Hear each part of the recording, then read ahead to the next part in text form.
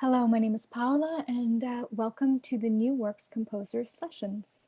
Over the course of the next 9 weeks, we will be covering a range of topics, and on these Zoom sessions are also our winners of the competition of the Digital Discovery New Works sessions. So the sessions are going to span everything from intellectual property to creating new work, just intonation, performance techniques for cello, the future of culture, and today, criticism. I'm really excited because today we're joined by the writer and editor and my dear friend Steve Smith, who will explore the topic of the interdependence of music and criticism, musicians and critics at the end of time. Steve has written music and still does for The New Yorker, The New York Times, and his own Substack newsletter, Night After Night, which was recently spun off from his ASCAP Deems Taylor award-winning blog of the same name. He previously served as the writer and editor for our very own news outlet called The Log, which he founded, and also for the Boston Globe, Time Out New York, and he's written for a slew of other incredible publications like the Washington Post, Village Voice, Jazz Times, so on, so on, so on. Steve is known as a passionate music discoverer who writes deeply and from a place of unfettered joy and curiosity, which is one of the things that really made me want to start a new venture with him. Today's session will be fluid, and I'm actually going to invite him on. So Steve, maybe you can join me. I would have been happy to just continue sitting there and just listening to you continue, but needs must. Well, here we are, and I'm really grateful to you for joining us. Thanks for the invitation. Absolutely, we've been on quite a journey together, and I know that some of our talks have really opened new spaces for me in my mind and have helped me understand about this kind of deep need for the coexistence of musician and critic, and critic and writer. But before we dive into that, I wanted to kind of maybe just frame a few questions so that our audience who doesn't know you gets to know you a little bit. So my very first question for you today is going to be a little bit more conversational, and then about halfway in, we're going to invite some of our composers who have actually direct questions for you. Right, exactly. So I want to ask you how you became a critic in the first place and what made you decide it was worth doing? Well, okay. How not to be kind of chuckle-headed about this. I've always talked about the music that I was listening to. I've always had something to say about the music that I was listening to. And as weird as this probably will sound, I can remember being 10, 11, 12 years old, reading Rolling Stone magazine and Musician magazine, reading this review by Kurt Loder or that review by whomever. I used to clip record reviews out of magazines and paste them into a scrapbook. So that's kind of me in a nutshell, that gesture. Writing about music became an important idea to me, and it stayed with me through school. When I went to college, I actually had no plans of going into journalism or communications. I didn't really know that was a viable option, although you would think someone who'd been reading magazines and clipping out reviews might have some clue. I started as a psychology major, and after about 2 years, just realized it wasn't my calling and kind of threw up my hands and said, well, what am I going to do with myself? And it was actually a high school band director during a summer break who said, well, you've always liked to talk about music and you don't have any problem running your mouth. Probably you could write as well. So why don't you look into that? And lo and behold, I went back to college, started writing record reviews, first in a couple of alt weeklies in San Antonio. The earliest stuff that I wrote probably will never ever resurface, and for good reason. But you learn your craft gradually, and you become more accomplished. You go through the early period where it's very, very exciting to write negative reviews of Van Halen and things like that. But eventually I realized what it was a platform for me to sort of talk about the things that I was excited about that I didn't see or hear other people talking about. And that sort of realization has been what's motivated me through all sorts of things that passed for this career of mine. you can boil everything that I've done down to a simple sentence, which is basically, and forgive me, all of you who've heard this before, I've just heard something amazing and I have to tell you about it right now. Mhm. That's really all that's ever motivated anything that I've done. And when I came to New York after 5 years of classical radio in Houston after college, I came to New York and I did 7 years in publicity. It was a matter of a means to an end. How do I get to New York where all of this stuff is happening? And Paolo, you've heard me say this before.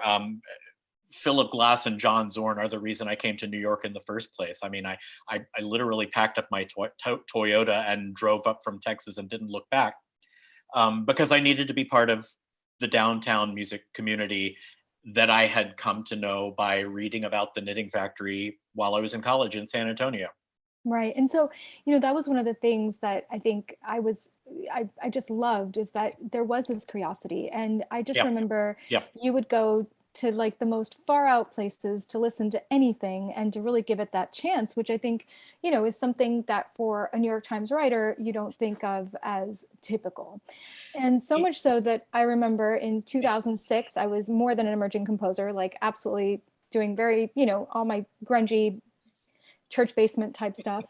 And you came and reviewed, this first show that we did. And for the three of us composers at that time, Nico, Milica Paranosic, and myself, it was game changing, because all of a sudden we had a critical response to what we were doing, an intelligent response, a way in which someone else was viewing our work, which may have been very different from the way we were perceiving work, which is in a way the best thing for something that is not going to have repeat performances that people can come see. So then you get into like, what is the purpose, which is to educate. But I guess my question is, how do you choose what you review and in what form it's disseminated? Well, there are numerous answers to that as well, and it has to do with a certain freedom that I had at the beginning when you and I first intersected, which was that I had found myself by 2001, I had found myself out of the PR business and back into journalism from Billboard to Time Out New York. And Time Out New York was the most extraordinary thing that could have ever happened to me, because they knew they needed somebody to do classical music, but there was no one there who was defining what classical music was. So whether I wanted to do a 2-page spread in the front of the magazine about Elliott Carter, or whether I wanted to write about these new kids like Paula and Nico and Missy and Judd in the classical music section, they said, we trust you, go with it. And that trust is an extraordinary gift.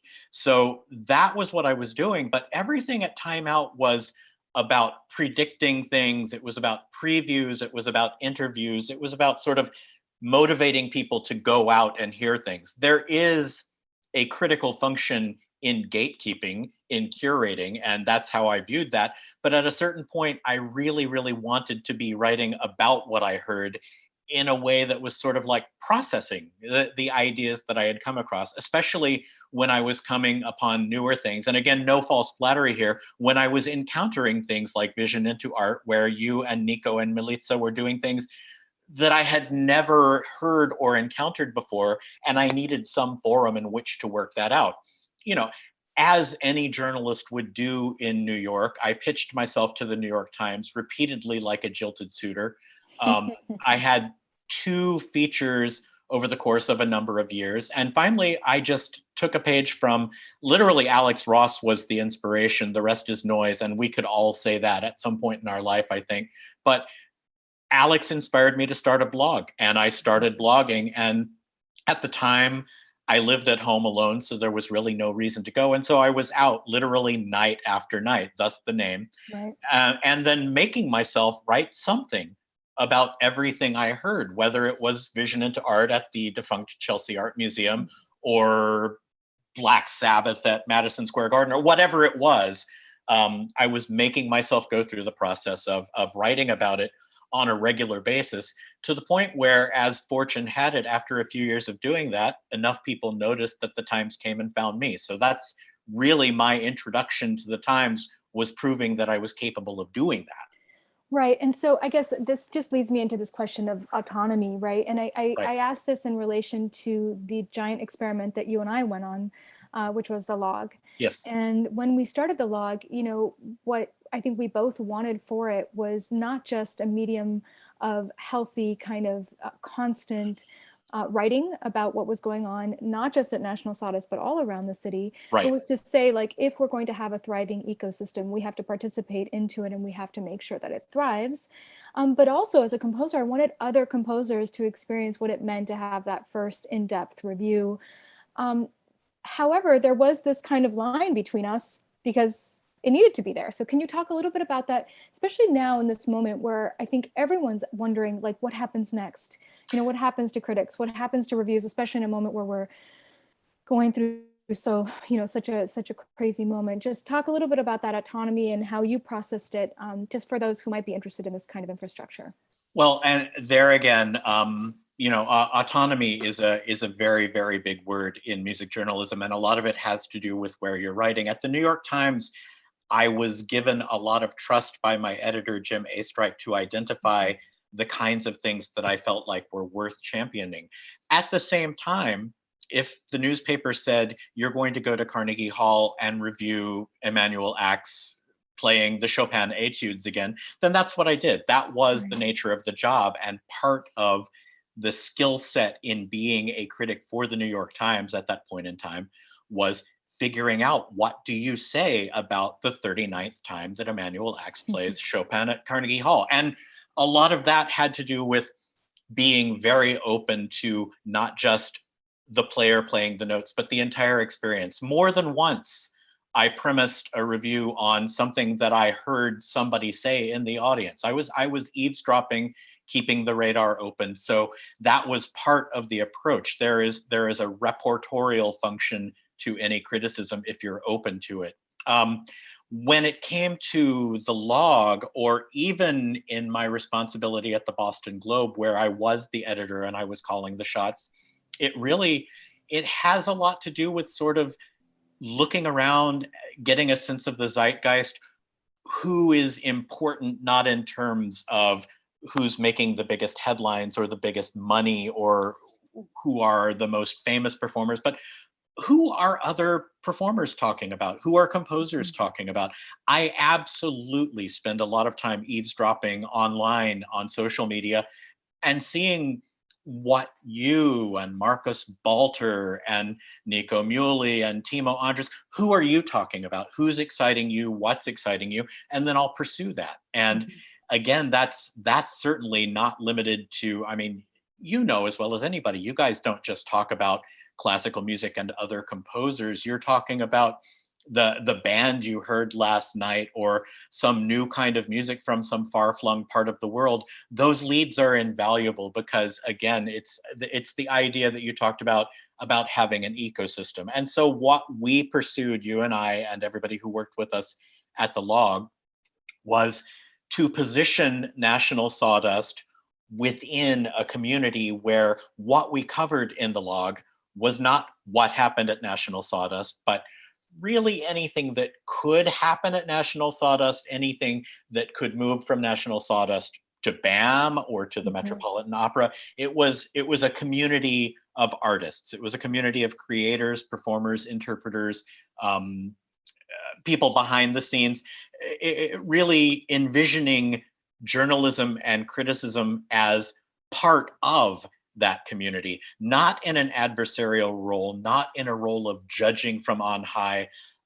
One of the things that I've always rebelled against is the idea that the critic is supposed to maintain an impermeable wall between him or herself, themselves, I should say, and the community at large. You and I shouldn't be having conversations in our daily life. We can talk here with Zoom between us, but I should not know what you and your family did last night for dinner, or where you went on vacation, or all of I guess that. like Certainly, social media has kind of obliterated that, right? social media has completely obliterated those things. But I mean, you know how, yeah, how it is, where there's an idea of this purity where, if I know anything about you, or if heaven forbid we talk and get to know each other on a friendly level, then suddenly I am no longer capable of being objective about assessing your work. And Right. I mean, that's not necessarily going to be the case. There are any number of composers whose work I have evaluated in a critical way, where, I mean, maybe I didn't praise everything about the work, and yet somehow the way that I approached saying my piece meant that at the end of the day, we were still friends. And in some instances, we could even say, wow, I had, it didn't happen all the time, but I Mhm. had composers come to me and say, I really did rethink my work based on what you said. That's the best thing that could happen. All Right. I want to be is kind of a mirror to reflect what you're doing back to yourself, and then to disseminate the word to a broader public so that they can come in and partake. So, sadly for us, our venture stopped in March. I still think we're going to have another journey together. But I do think it's important for people to know that the Library of Congress actually acquired the log as a really like unprecedented historic moment in which all these kind of, really deep conversations in new music were happening thanks to what you gathered. So I think, I like to think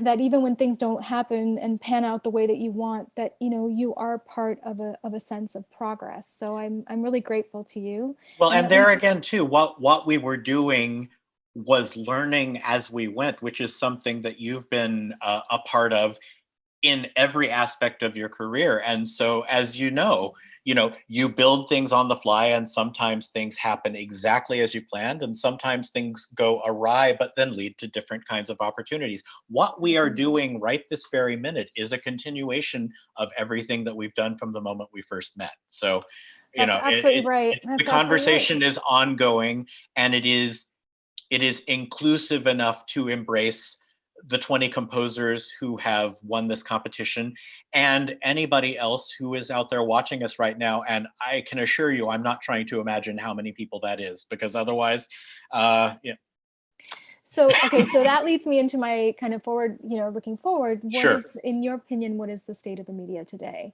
And just if you can, shed a little bit of light in terms of the changes that have been brought on by the pandemic, obviously the influence of social justice movements, global protest, et cetera, and where you see things are and where they might be going to. Well, I mean, it's going to surprise absolutely nobody that classical music in the mass media was in a very, very difficult place, even before the pandemic was thrust upon us. I mean, a large motivating reason why we put together the log in the first place was not just because of these ideas of community, although that was fundamental, but also because if classical music conversation and criticism are being squeezed out of the media, somebody has to come along and facilitate those conversations and those viewpoints, because otherwise we start losing massive chunks of our history. And I Mhm. thought about this again and again when I was reading Heidi Waleson's terrific book on New York City Opera.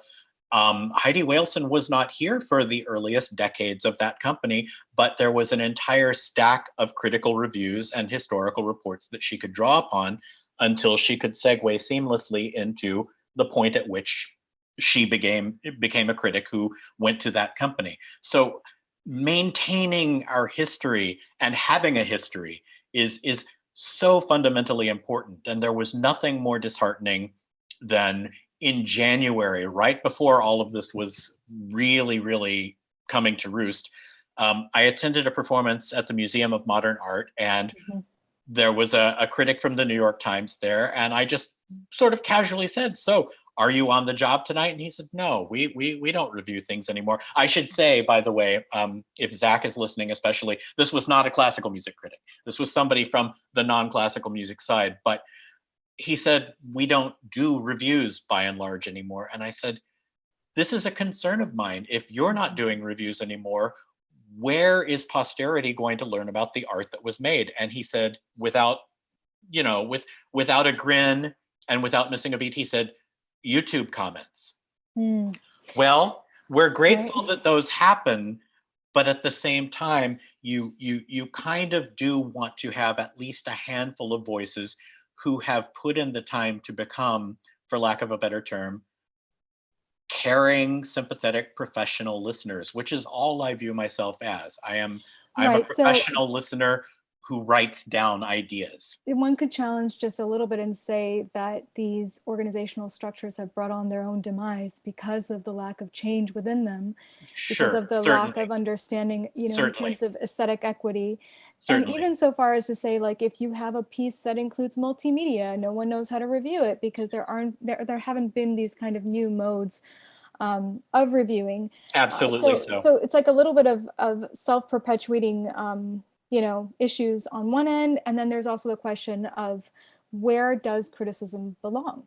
Does it Sure. belong, in these kind of huge mythic institutions like the New York Times, or does it belong in different places? Maybe YouTube comments are the way to go, but where do you see this kind of, just like you have your newsletter, do you see it as all these kind of independent ways forward, or what do you I do foresee? think that we are re-entering a period of a thousand blossoms blooming, sort of like the early period of the blogosphere when I was linking to Alex Ross and Ross was linking to Will Robin and Will Mhm. Robin was linking to Michaela Baranello. A whole web-like community of critics who are all writing their own pieces, but also taking in other people's points of view and what other people are writing about and creating this kind of lattice. And Mm, I see some of this happening, though not nearly enough, in the now the proliferation of Substack newsletters. And some of the very best writing that's going on right now is happening in these Substack newsletters. I'm not talking about myself, but that mhm. was the obvious way for me to go, at least in the short term, where I could continue talking to people whose voices needed to be heard, and I could sort of leverage whatever visibility and reputation I have accrued over the last couple of decades into putting those people's voices into a reader's inbox. And Yeah. I mean, it's slow going. I've not reached 1,000 people signed up for my newsletter yet, and of those, not quite a fifth pay for it. Um, but that's Well, okay. It's a start. it's a And start. And that leads me also to like the Rubin Foundation and what they've yes, done, in terms of mentoring a whole new generation yes, of writers. And also, didn't they underwrite a position at the Boston Globe, which was something that had never absolutely. been done before, which is It had never interesting. been done before, where the Rubin Foundation, based now in San Francisco at the San Francisco Conservatory, actually paid the salary for a full-time classical music critic, Zoe Madonna, at the Boston Globe, which happened right after I left. When I left the Globe, the full-time critic was on a sabbatical, and they wanted to bring in somebody, but the Globe had been in a cost-cutting mode for the entire 2 years that I'd been there. And so there was the question of what is going to fund this? And into Right. the fray steps the Rubin Foundation and said, we will fund this. And I actually was deeply skeptical that the Globe would accept a scenario like that because no newspaper wants to give up their autonomy. But they showed the vision and the sympathy and the imagination to say, yes, we're going to try this. And in a sense, it's not that much different than major newspapers like the New York Times partnering with organizations like ProPublica to do Right. investigative reporting where they might not have people in the right places or with the right funding or the right access. So these kinds of hybrids, I think, absolutely are going to continue happening. And again, in terms of the level of criticism that's going on, whether I'm reading, if I want to read about experimental music, I turn to Tone Glow, Mhm. which used to be a blog and is now a newsletter. Joshua Minsu Kim is an incredible thinker, and he's got more energy than any 20 critics that I know, more enthusiasm and more curiosity, and also the wherewithal to have turned his own personal Substack into a kind of community. So he's not the only Nice. one writing, he has other people writing with him, and they are paid to some extent.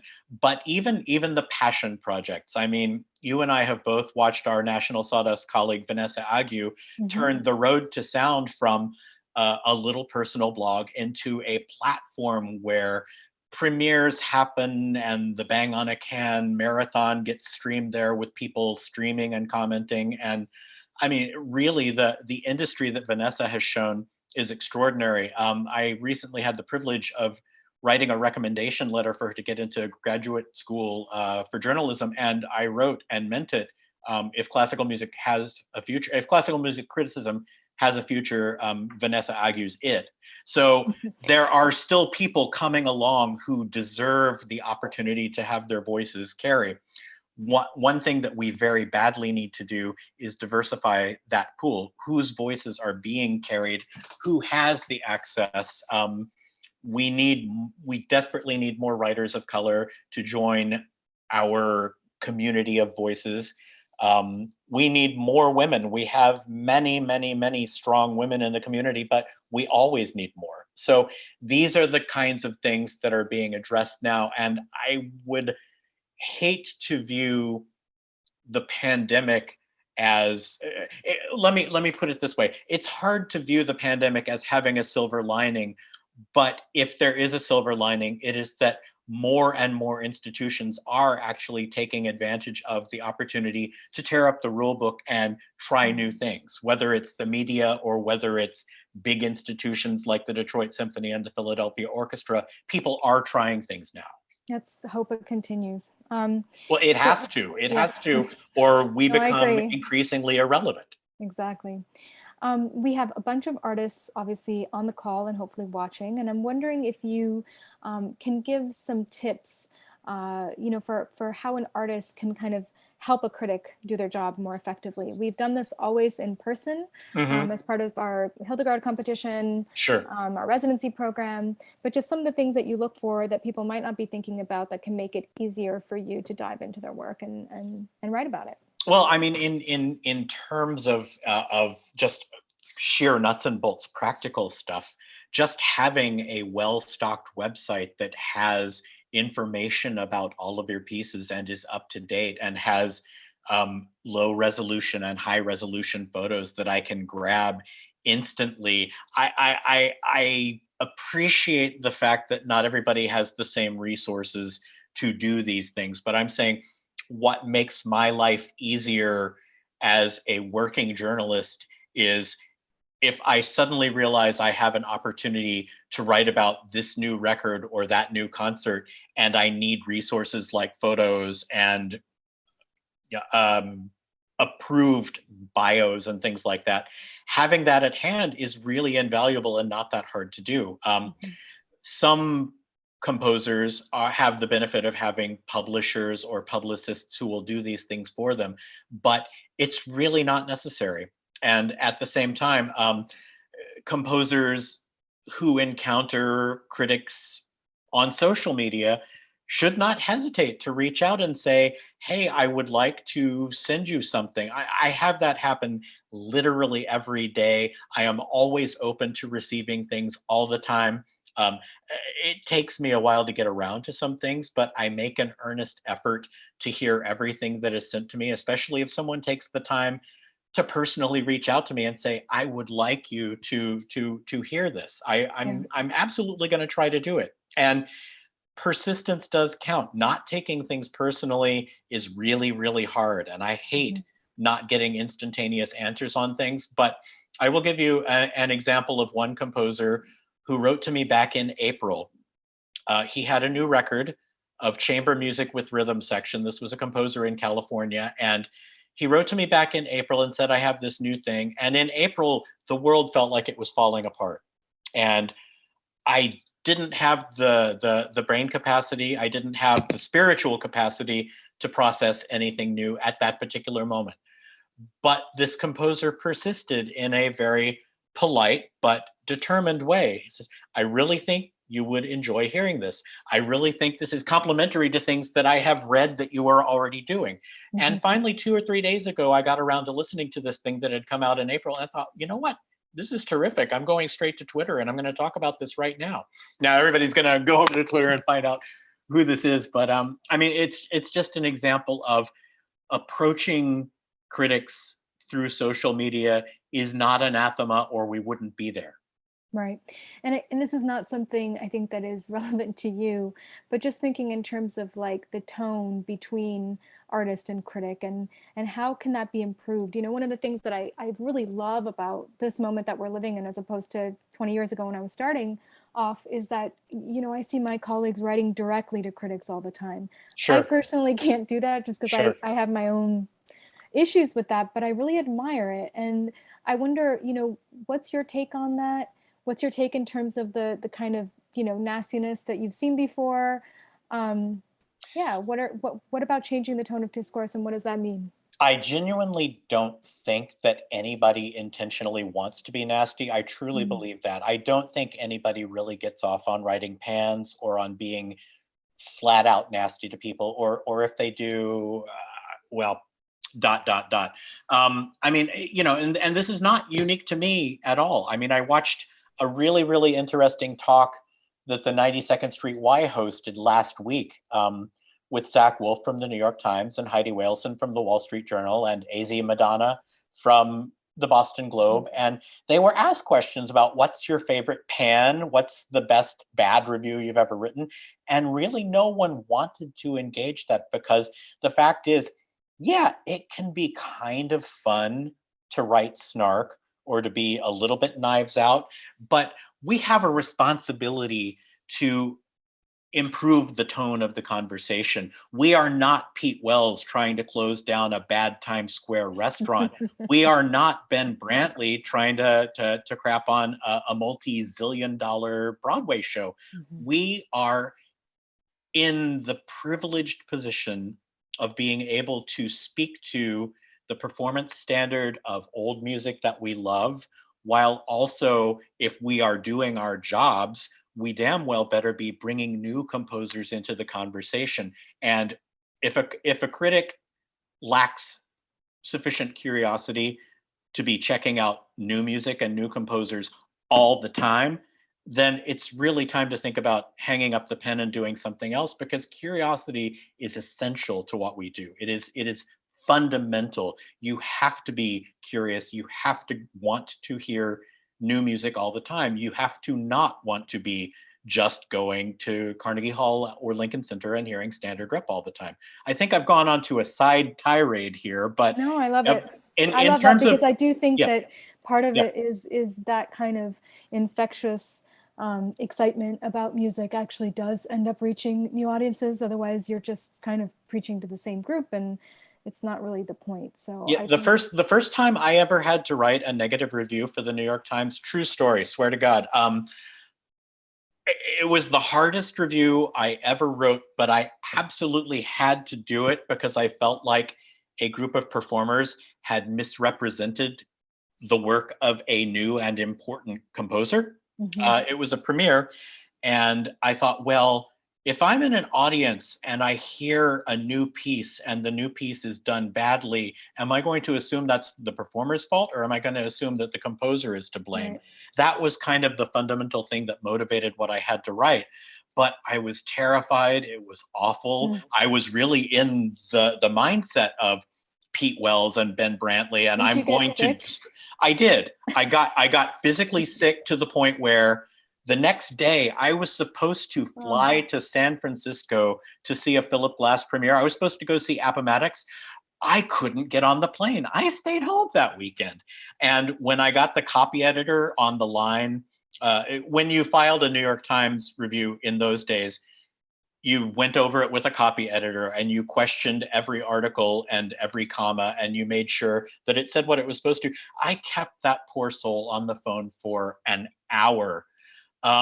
And then Monday morning rolled around and the review came out, and a few people who were in the audience reached out and they said, yeah, that was tough, but it needed to be said.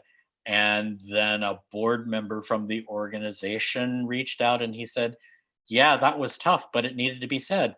And then I saw advertisements from the executive of that organization, and they were using me as a sounding board saying, no, we shouldn't take fewer risks, we should take more. And I thought, well, okay, the world didn't end. Okay. But it was really hard. I mean, mm. it's not that I want to be a yay sayer, but it is imperative to me to be a constructive participant in this conversation and never to tear anybody down just because I theoretically can. Yeah. Well, on that note, we have some incredible composers who have questions for you. And I'm going to go ahead and introduce the first one. While they're getting ready, Julie Herndon, pardon me, is going to write for the National Sawdust Ensemble. Their work explores the body's relationship to the self, to performance, and to tools like musical instruments and personal technologies. She's a doctoral fellow at Stanford University, and she's currently the American Composers Forum Bay Area Composer in Residence. And welcome, Julie. Here she comes. Hi there. You're muted.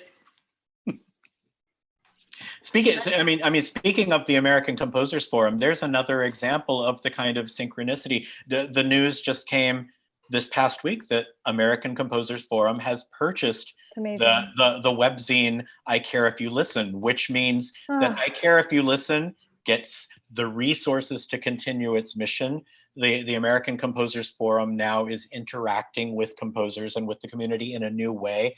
And if any publication in the world is doing the kinds of really important equity-based and justice-based work, it's Amanda and I Care If You Listen. My theoretical hat is off to them. That was just amazing news. Absolutely. Oh, it's super exciting. So Julie.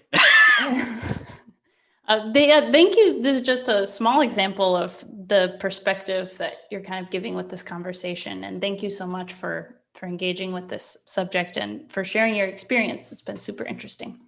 My question is just kind of a friendly question about the role that your own aesthetic preferences play with your perspective that you share. And if there's a time when these things have maybe been in opposition, or like what role those aesthetic preferences play?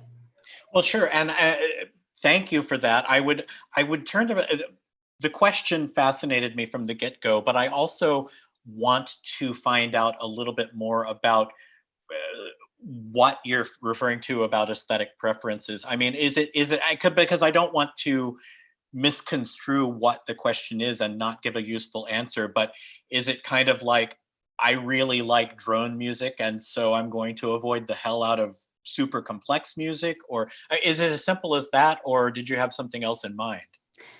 I guess it can kind of go two directions. And Good. One is the direction of yes, these are the things that I like. Mm-hmm. And maybe I like them for some reasons that I can back up in my mind. Okay. But, I like this. Yeah. And I like things like this. Yeah. So there's that. And there's also maybe the more invisible side of like your identity and things that you maybe like theoretically really identify with. So it could kind of go either way. Maybe you can answer it in the way that's most interesting to you. Sure. I challenge accepted. So again, when I was at the New York Times, I basically did what I was told. My editor placed a great deal of faith in me when it came to telling him which silo in the Gowanus was doing interesting work, or which corner in Tribeca had the great pop-up concert. I was allowed to sort of chart my course in that sense, but then there were the days where, I would be sent to review the Flanders Recorder Quartet playing Dutch consort music at the Morgan, and that would not be my choice, but any critic ought to be able to engage with anything that is put in their path, and engage with it in a sympathetic and constructive kind of way. This again goes to the idea of, and again, I should watch what I'm saying, because this is anticipating some of what I sort of thought through for Daniel's question next, but my preference for Lamont Young style drone music should not prevent me from being able to write about Missy Mazzoli or Mason Bates or for that matter, Charles Warren. And even when I'm confronted with things that flat out baffle me, you can actually, you can own up to that. I looked so hard for this. There was one particular review that I wrote for the New York Times, and God, I wish I knew which one it was. But there was a piece on a program that just flat out baffled me. And in the end, all I could do was sort of describe the experience, describe my response, describe the response of people around me, and then say, well, you know what? Being sure of yourself and knowing everything is really overrated anyway. And going someplace and being baffled or befuddled or confronted is as valuable as any other experience you can have. And it certainly ought to be something that you embrace and don't shy away from, whether you are in the privileged position of being a professional listener or just an audience member. Anybody can find something to react to and respond to in any music that confronts them. Now, do I exercise choice now? I do, in the sense that there's not a lot of reviewing going on right now, nor should there be, and we'll get to that also. That plays into things that Nina and Yaz have asked, but at this particular moment, I would fall back on something that I sort of said glancingly earlier, which is, in a sense, gatekeeping is criticism. Curating is criticism. Me deciding who I am going to interview and spend the time transcribing and editing and cleaning up and then sending the transcript to somebody for approval. All of that investment is a kind of criticism, in that if I choose to write about Natalie Joachim, then I did not write about Aaron J. Kernis. Those are names I pulled out of the blue, by the way. That is not a tangible thing. But, I mean, I'm always choosing something. So there is an aspect of critical judgment and discernment, and maybe to some extent preference there. But as a journalist, especially, I feel compelled to tell the stories that need telling, and I need not be deeply in love with some piece of music or some aesthetic to recognize that there is a valid story that needs to be told and to want to tell it. I don't know if I spoke completely in circles around your question or not, but that's kind of what comes to mind. No, that's a really beautiful answer and a good reminder of how to listen and the kind of questions to keep open. So thank you. I appreciate really that. appreciate that. Thank you. Thank you, Julie. Can't wait for your piece. Our next question comes from Daniel Reza Sabskabai. That was beautiful. Can you do that again? Sure. Daniel Reza Sabskabai. And Daniel is a creator who aims to emphasize the malleability of time and how we experience it. His recent research has focused on time and form within Persian musicae sonati, and he is a current doctoral candidate and Sage Fellow at Cornell University. He'll be writing for Jack. Hi, Daniel. Hello. That was good pronunciation of both musicae sonati and my name. I appreciate it. Thank you. So my question has to do with relevance and staying relevant. So as someone who often covers contemporary music, how do you go about staying relevant or hip within the current, quickly shifting and vast musical artistic landscape? Are there times when you feel that you are out of the loop or something goes over your head? What do you do in these cases? Do you consult others to create a dialogue before writing? Have you ever felt unqualified to write a piece on a performance or a work after experiencing it? I love this question, and I love the fact also that you specified certain things in your own work that would seem on a surface level to be an impossible confluence of traditional Persian historical conventions and chopped and screwed Houston hip hop, which is just the most fabulous confluence that I literally cannot imagine, and it makes me desperate to want to hear your music. So, and by the way, that was something that came. I mean, I had the privilege of. I'm probably not even supposed to reveal this, but yes, I had the privilege of getting to know some of your music just by the fact that you were in this competition, and I heard a couple of pieces, and I just thought, this is something fresh and new, and I want to hear more. It made me curious. It made me have to hear what it is that you had to say, and so then the next step of that continuum would be to read your statement, where you're talking about this specific kind of historic Persian convention plus chopped and screwed. And I cannot mentally conceive how you got there. So I would want to read what you wrote, and that is your opportunity to guide me. And I think that's something that every composer ought to avail themselves of whenever possible. Write your own statements, write your own pieces about what it is that formed and framed and led to the piece that you wrote. I think everybody who is on this Zoom conversation knows that in some cases, the review that they might see in the end will be kind of a paraphrased regurgitation of exactly what they wrote, but that is better actually than non-committal damage, I would argue. And at the very best, in the best case scenario, a critic actually ought to follow your leads. This also speaks to the practical tools of criticism, and Paula and I did not get into this, but there are two schools of thought, and this came up in so many conversations that I've had over the years. Should you read a score? Should you read a libretto? Should you do those things beforehand?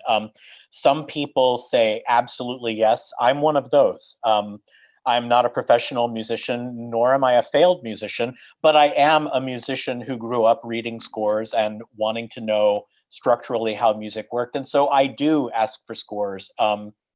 And I understand why those aren't always available, but when they can be available, being able to see how the music is constructed, but also even being able to see little notes that you've written to the performers about how you want something interpreted or what they should be thinking. All of that is useful, and all of that will make me a better consumer of what it is you've put in front of me. In terms of relevance, in terms of hipness, I should probably turn my camera off and slink away if I were really thinking about how could I be relevant or hip. All I can basically do is follow the leads that you give me, but also just read. I read everything. I read constantly, and I read outside my field of reference. I read film criticism. I read theater criticism, book criticism. I read composers voraciously. If a composer writes criticism, as so many have over the years, that's just like, that's catnip. Whether we're talking about some old book of terrible stuff that Berlioz wrote, or whether we're talking about Matthew O'Coin writing about contemporary opera in the New York Review of Books, that's the best, because knowing how the composer's mind works, and I should say minds plural because it's not a unimind by any means, is it? Knowing how composers think is intrinsic to knowing what it is that they do and how they create.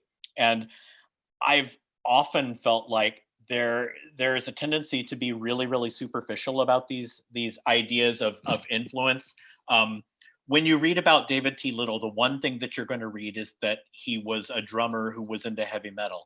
And it's just too glib to leave it at that and say, David T. Little's heavy metal influenced music. How can you say that about an entire body of work, much of which has nothing at all to do with heavy metal? So again, I know I'm speaking in circles, but Daniel, what I really want to know is what you have to say about what it is you've created, what you're bringing to the table, and then I should do my homework and respond accordingly. And if I'm coming to you and I'm coming to evaluate your piece, and especially if it's a world premiere, for God's sake, I better have done my homework in advance. I want to see the score. I want to see anything you've written. Now, I say that I've had arguments about that before because the other side, and I can see the point, the other side of that argument is the critic who says, no preparation whatsoever, come into it a completely blank slate, tabula rasa, and respond just exactly as any audience member would. I'm sympathetic to that idea in theory, but the fact of the matter is, as a paid professional critic, you are not just another audience member, and you are being paid to bring an expertise, and you are being paid to do the work. So again, I'm not positive that I've answered your question very directly, but I do absolutely believe in if a composer tells you what it is that they've put into a work, then I should investigate further. Obviously, I'm not going to learn the entire history of the Persian tradition as much as I would want to. I'm a little bit in a better position with Chopped and Screwed because I grew up in Houston, so that's a thing. But So we're gonna keep going just because we have a couple more questions. But I guess what I would say is that, you know, what I've noticed with all these composers is that they are in effect experts in their own work, which is kind of what you're saying. That's which absolutely is, true. You know, and I think that's such a great way, you know. You said that so much more succinctly and beautifully than I could. I just taking it in, and Daniel, we can't wait to hear your work, and thank you for the absolutely. Thank you. Thanks. Next, we're going to hear from Nina Shekar, who's going to be writing for Jack. And speaking of beautiful ways to explain one's music, listen to this. Nina is a composer who explores the intersection of identity, vulnerability, love, and laughter. She earned her undergraduate degrees in composition and chemical engineering at University of Michigan, and she'll begin her doctorate degree at Princeton in the fall of 2020. Wow. And I guess she's coming on. Hi, Nina. She'll come on in a second. You can come on, Nina. Sorry, my computer is a little slow. Oh, don't worry. We live in that world of glitches. Nice to see you. Hi, Steve. Nice to meet you. Thank you so much for your presentation. Oh, sure. Thank you for your music, of which I've heard just a little bit, but have enjoyed what I've heard. The first piece I heard was in that fabulous series of little tiny pieces that Jenny Koh was doing on Instagram, and oh my God, what an inspiring series of pieces that was. So again, hi, thanks for being here. Thank you so much. I'm honored. So my question is something you touched on a little bit earlier about the role of the pandemic in our field. And, you know, obviously the people feel the effects of the pandemic really differently, but for some artists, it's an opportunity to reset. And so my question is about what are the creative implications of the pandemic, and how can remote performances, this increased distance between collaborators, and these changing societal circumstances that we're going through right now be used to broaden our traditional notice of what it means to be an artist, and also how you critically engage with work? Which is, I mean, that is the fundamental question of our moment. And I'm not sure that I have a satisfactory answer because it's what we're all grappling with right now. But I have devoted a lot of time and attention to watching a lot of stuff online. It's kind of like we're glued to our tubes now pretty much full time. And when you factor in being a parent of a 6-year-old and doing kindergarten on Zoom, I feel like I'm on the tube 24/7. But I've realized that that's not about media saturation, but a desperate need for all of us to continue connecting by any means necessary. And especially when we can't touch and we can't hug and we can't shake hands and we can't do any of those things that we all took for granted, we're just looking for ways in which we can create the next best thing with whatever tools we have at hand. And Zoom has been an opportunity to do that in a social sense, and very, very quickly, it also became an opportunity to do that in a collaborative sense and in a sort of artistic / societal sense. The very first thing that I saw was Kamala Shankaram's amazing little tiny opera, All Decisions Will Be Made by Committee, that she made with Here, where she was drawing upon, and I'm not making this up as a critic, this isn't criticese, this is, I listened to her say this in the after chat. So drawing on the idea of the sort of floaty electronic aleatoric things from Robert Ashley and the chatty discursive and not entirely serious libretto style of Anthony Braxton, and using those two really, really fundamental 21st century operatic things in a really shrewd way for this little tiny 10-minute opera that happened on Zoom and took the form of I don't know if you saw it, but it took the form of a Zoom chat among people who were involved in a conspiracy. This was even before we were really worried about QAnon so much. So it was really perceptive and ahead of its time. And I mean, there were the cute things you would expect, like Hai Ting Chen is going on doing her piece and suddenly starts it somewhere else a few minutes later. So lots of cute things that took advantage of the platform, but also recognized that we have to make music in different ways. And Robert Ashley's sort of free-floating beds and stopwatch kind of things proved useful in that kind of way. And the same weekend that was premiering, the performance art / music group Thing NY was doing its own, the first of several video operas that it's done, where again, everybody was in different places and everybody was coordinating with stopwatches and cell phones and earpieces, but just this gloriously anarchic thing that was extremely true to the aesthetic of that group in its live They incorporated days. all the glitches. That was Exactly. amazing. They incorporated the glitches, and I made a point of each of those pieces, the Shankaram piece and the Thing NY piece, were done on 3 consecutive days live, and I watched all 3 performances of both pieces, and they were dramatically different, whether it was through interpretive ideas or whether it was through simply the fact that sometimes the technology just flat out screwed up.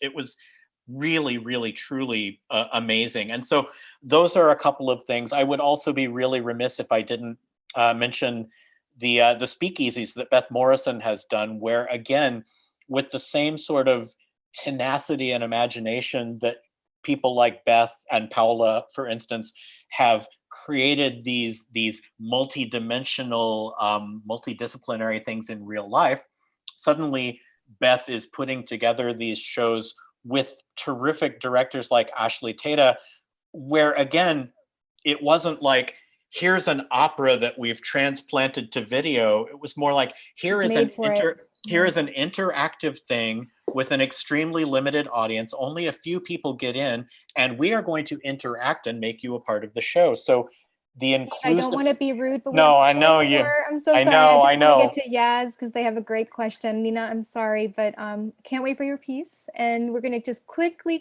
go on to Yaz, who's going to be writing for Jack. Yaz is an interdisciplinary artist committed to supporting marginalized identities, genuine modes of collaboration, and practices aligned with relational aesthetics. They hold degrees in violin and poetry from NYU. Hi, Yaz. Nice to see you. Hey. Hey there, hey there. Yeah, so I guess my question's like very connected to Nina's. Right. So I was wondering if you think the recent changes in the past few months with art happening virtually or distance, as well as engaging with or not engaging with the current political climate, have led to a new sort of set of criteria in terms of categorization of work or determining the success of work. And if so, what do you think those are? It's interesting because I think I said parenthetically before, I'm not really thinking very critically these days in terms of these things that are being made for the internet and made for Zoom. I'm not sort of approaching much of anything with the full apparatus of this worked and that didn't. It's more kind of taking it all in and trying to figure out where it's coming from and where it's going. And I do think that a lot of performing arts organizations and especially individual performers have done a terrific job of responding to the period that we're living in, some more than others. Some of it seems kind of small, but I mean, on the big institutional level, it is important, I think.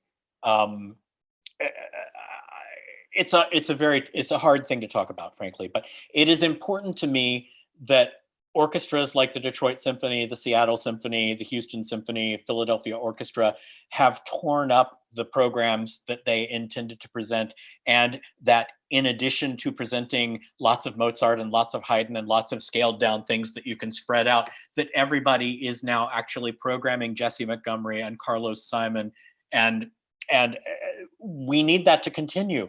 We need the fact that we've been given this opportunity to rethink what a repertory is, what it embraces, and who is involved. We absolutely have to preserve this. There should not be a return to normalcy. There should be a reimagining of what we could be. And at the same time, there's a piece that I'm very excited about coming up in Louisville, of all places, on October 3rd, where the Louisville Orchestra has invited Devone Tynes in, and he's going to sing Samuel Barber for them, and he's going to sing Carolyn Shaw for them, but they are also playing an original piece of his. And to have him there creating the kind of excitement and intensity that he creates, and to have it happening in Louisville at this exact moment, I mean, I'm almost apprehensive at how powerful that could be. And again, it's the kind of thing where responsible arts organizations, the ones that are going to survive and endure, are answering this moment in some pretty powerful ways. In terms of access, I think also it's been a fabulous thing to see how many people now are able to reach huge audiences. I mean, I don't want to seem glib about this, but one of my favorite artists is the percussionist and composer Claire Rousset, and she was getting her work out to a pretty substantial handful of experimental devotees. But now it seems like I almost can't turn on Zoom or Twitch without seeing Claire being somewhere performing. And the fact that she's reached thousands and thousands of people that she might not have reached in a flesh world scenario is extremely exciting to me. And it speaks to the idea of a democratization of access that I very, very much hope continues beyond this current stage that we're living through. Great question, Yaz. Can't wait for your piece. And I thank you for the pieces you've already done, by the way. Yes. Oh my God. That piece, Yaz, that you wrote for two singers in electronics. They're not here. They can't hear me, but oh my God, so good. Okay.